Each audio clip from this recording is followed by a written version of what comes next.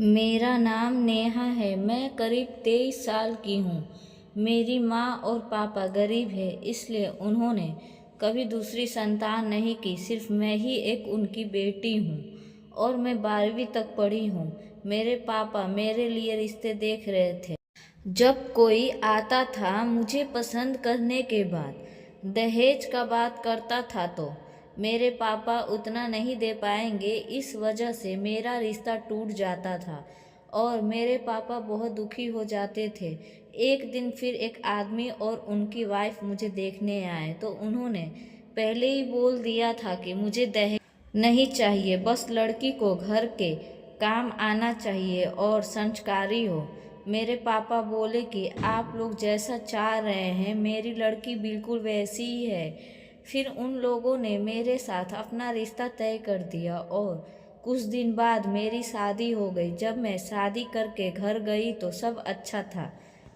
घर भी बहुत बड़ा था और मेरे पति के 5 भाई थे। मेरे पति सबसे बड़ा थे तो उन लोगों ने मेरे से अच्छे से बात किया और जो रस्म होता है शादी के बाद वो सब हुआ। फिर शाम को खाना वाना खाई और रात हुआ तो मुझे थोड़ा घबराहट जैसा लग रहा था क्योंकि पहली रात थी, कुछ समझ में नहीं आ रहा था। फिर मेरे पति अंदर आ कर के गेट बंद कर दिए, मेरे पास आ कर के बैठ गए, मुझे एक गिफ्ट भी दिए मुँह देखने।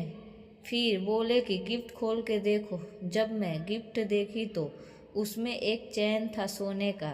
फिर उन्होंने अपने हाथों से मुझे चैन पहनाया और बोले कि आज से इस घर का और मेरे भाइयों का ख्याल तुम्हें ही रखना है। मैं बोली ठीक है, आप जैसा बोलेंगे वैसा ही होगा। और फिर उन्होंने धीरे धीरे मेरे सारे गहने निकाले, मेरे बाल खोले और फिर पूरी रात मेरे साथ संबंध बनाए। जब सुबह हुआ तो मैं सो गई थी। फिर कुछ देर बाद गेट पीटने की आवाज़ आई और मेरी सास बोल रही है, उठो बहू, कब तक सो। फिर मैं जल्दी जल्दी जगी और जा कर के गेट खोली। फिर मेरी सास बोली कि जल्दी से नहा के तैयार हो जाओ, मुंह दिखाई कर रस्म होगा, बहुत सारे लोग तुम्हें देखने आ रहे हैं।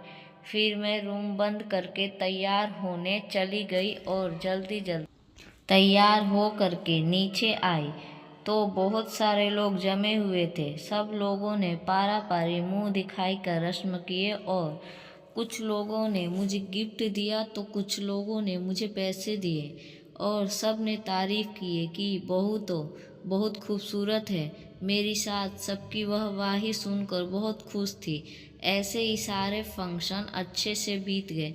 शाम हुआ तो मैं अपने कमरे में चली गई और खाना खाई और अपने पति का आने का इंतज़ार कर रही थी कि कब आएंगे। रात को 10 बज गए थे।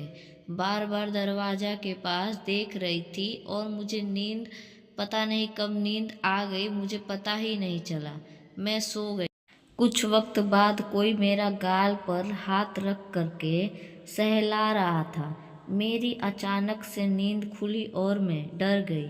फिर देखी तो मेरा देवर था। मैं उनको बोली, तुम यहाँ क्या कर रहे हो, तुम्हारे भैया कहाँ हैं? वो बोला कि आज मैं ही तुम्हारा पति हूँ। तो मैं, तुम पागल हो गए हो क्या? और मैं माँ जी बोल करके बाहर निकली। तब माँ जी बाहर आई और बोली कि क्या हुआ बहू, क्यों चिल्ला रही हो? तो मैं बोली, देखिए माँ जी, देवर जी मेरे कमरे में चुपचाप आ कर के मेरे साथ गलत तरीक़ों से मुझे छू रहे थे और बोल रहे थे कि मैं ही तुम्हारा पति हूँ।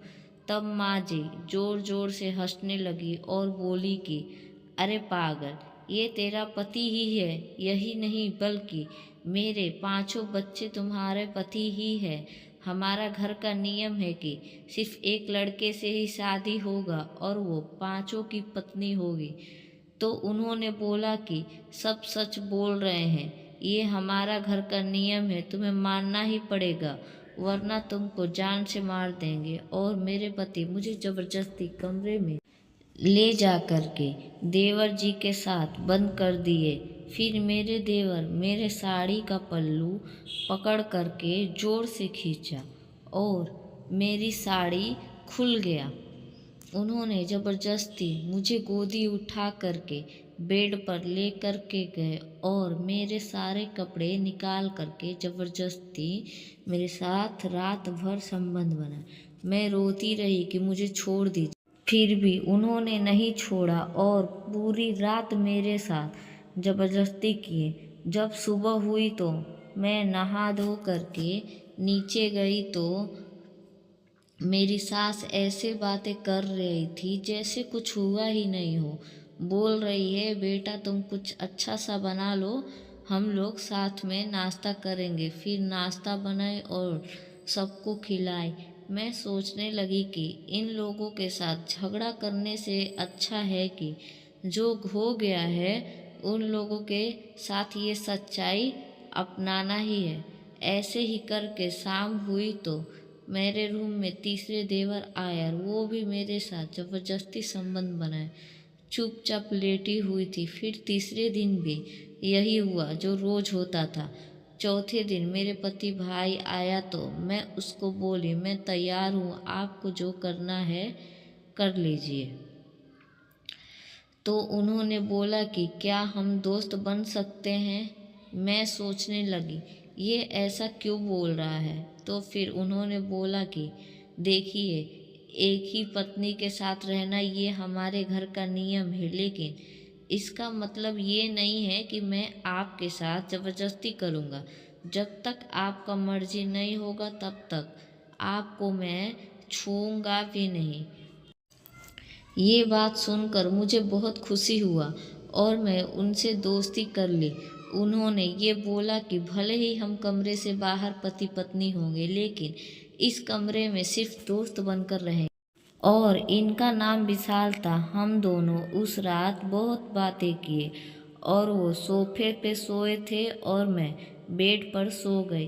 फिर पांचवें देवर का बारी था तो उन्होंने मेरे कमरे में आया और वो मुझसे बातें तक नहीं किए। आते ही रूम के दरवाज़ा बंद किए और मेरा कपड़ा उतारने लगे। मैं उनको बोली कि आराम से उतारिए, कपड़े फट जाएंगे। तो उन्होंने कुछ नहीं बोला और ज़बरदस्ती सारे कपड़े उतार करके मेरे ऊपर चढ़ गए और पूरी रात मेरे साथ संबंध बनाए। आधी रात को मैं उनसे बोली भी कि अब मुझे छोड़ दीजिए, मुझसे बर्दाश्त नहीं हो रहा है। फिर भी उन्होंने कुछ नहीं बोला, मेरे साथ संबंध बनाते गए। मुझे ऐसा लग रहा था कि मेरी जान चली जाएगी, लेकिन करूँ भी तो क्या करूँ। सुबह हुआ तो मैं बेड से उठ तक नहीं पा रही थी। कैसे कैसे बाथरूम गई और फ्रेश हो करके बाहर आ करके सबको नाश्ता बनाई और नाश्ता करा करके सब अपने अपने काम पे चले गए। मैं अपने लिए चाय निकाली और बैठकर चाय पीने लगी।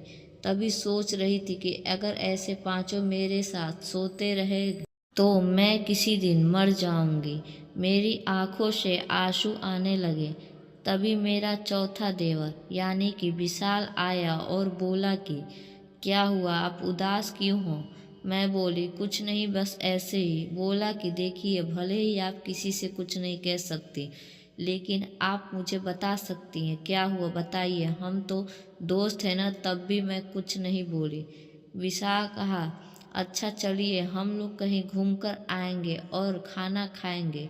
तो मैं बोली कि बाकी सबको क्या जवाब दूंगी।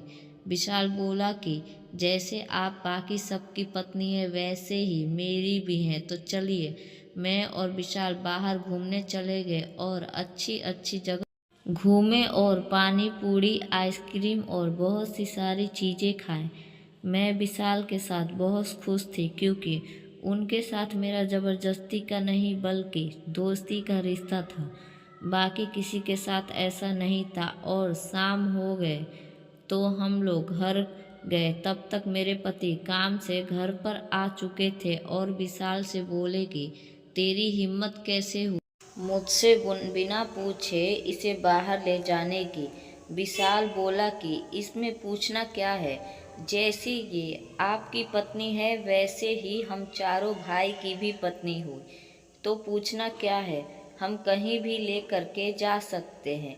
इतने ही सुनते ही मेरे पति ने विशाल को एक थप्पड़ मार दिया और विशाल ने भी गुस्से में आ करके मेरे पति को एक थप्पड़ मार दिया। तब मेरे पति गुस्से में बोले कि तेरी इतनी हिम्मत, तू अपने बड़े भाई पर हाथ उठाएगा।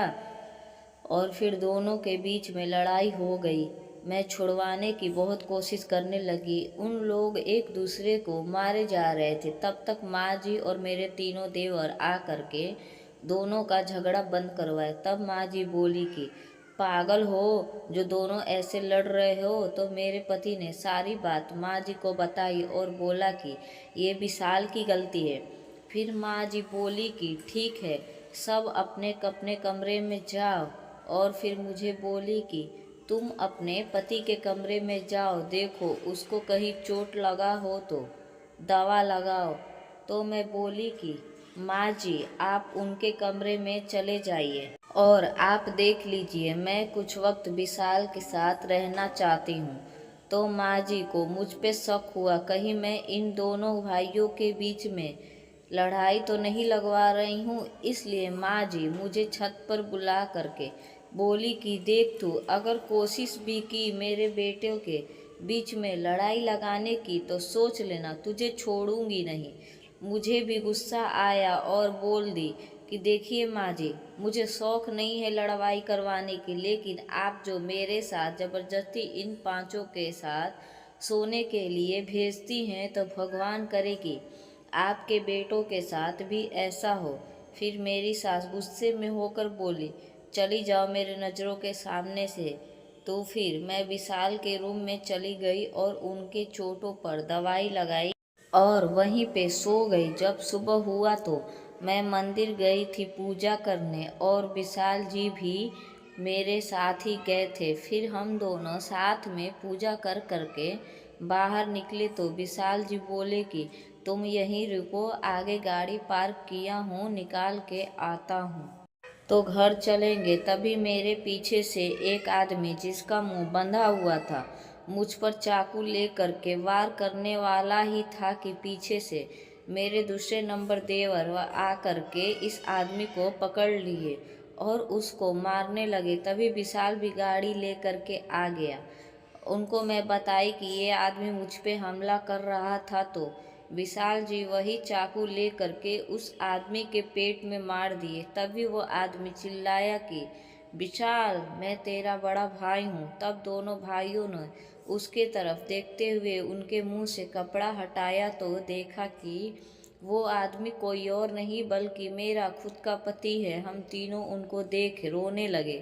तभी विशाल ने पूछा कि बहुत आप ऐसा क्यों कर रहे हैं, अपने पत्नी को जान लेने की कोशिश क्यों कर रहे हैं। तो भाई रोते हुए बोले कि देख विशाल, ये सब करने के लिए मुझे माँ बोली है, क्योंकि उनको लगता है कि इसकी वजह से हम भाइयों में दुश्मनी हो जाएगी।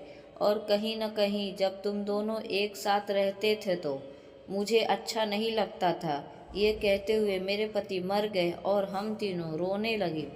उनके बाद मैं और मेरे दोनों देवर घर अपने पति की लाश को गाड़ी में रखते हुए तभी माँ जी हमें देख के बोली कि बहू तुझे क्या हुआ है, ये खून कैसे लगा है। वो नाटक ऐसे कर रही थी जैसे उन्हें कुछ पता ही ना हो।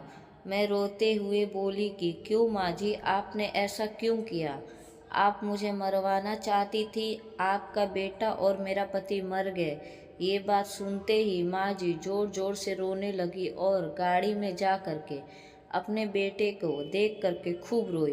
उसके बाद सब लोगों ने मिलकर उनका अंतिम संस्कार किया। फिर माँ जी मेरे कमरे में आई और बोली कि देख बहू, जो हुआ उसको बदला तो नहीं जा सकता है, लेकिन इतना ज़रूर बोलूँगी कि तुम अपने घर चली जाओ, जो भी खर्चा होगा वो मैं पूरा करूँगी। फिर माँ जी चली गई। जब सुबह हुआ तो मैं माँ जी से बोली कि माँ जी आपसे कुछ बात करना था, बोलूँ। तो माँ जी बोली हाँ बोलो। तो मैं बोली कि देखिए माँ जी, जो होना था वो हो गया, लेकिन अब जो जिंदगी बची है उसको खुशी से नहीं निकाल सकते क्या माँ जी? मैं इस घर में रहना चाहती हूँ, लेकिन ये भी चाहती हूँ कि आप इस घर के लड़कों को शादी करने का इजाज़त दे दीजिए, ताकि सब अपने पति के साथ खुशी खुशी ज़िंदगी गुजार सके।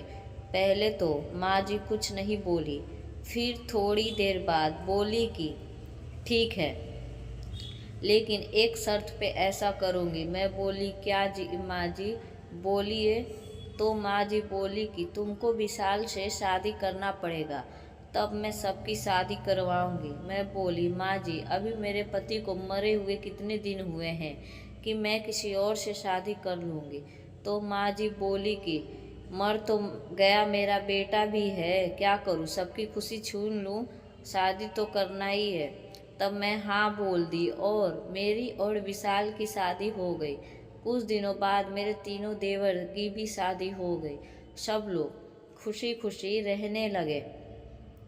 रिश्ते बहुत ज़रूरी होते हैं, लेकिन ज़बरदस्ती से कोई भी रिश्ते नहीं रहते हैं। इसलिए माँ बाप को भी अपने बेटियों की शादी करते वक्त ख्याल रखना चाहिए कि हम जिस घर में अपनी बेटी को दे रहे हैं, क्या वो खुश रह पाएगी। सिर्फ पैसे देखकर शादी नहीं करना चाहिए, बल्कि